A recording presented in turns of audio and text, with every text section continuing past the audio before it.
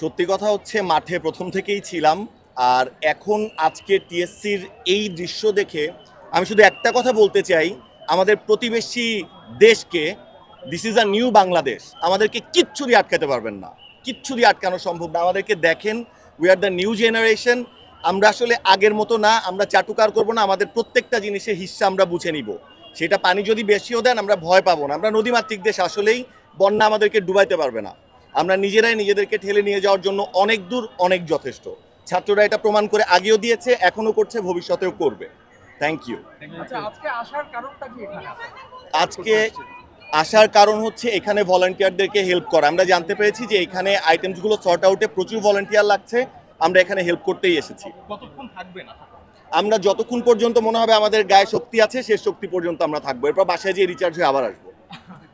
আমি এরকম টিএসসি আসলে আগে দেখিনি। এটা আমার কাছে আজকে, আমি সব নিজে এসে না দেখলে আসলে হ্যাঁ, বিশ্বাস করা কঠিন। মানে অনলাইনে দেখছিলাম, সোশ্যাল মিডিয়াতে দেখছিলাম, বাট এখানে আসার পরে জিনিসটা আসলে পুরাই আরো বিশাল।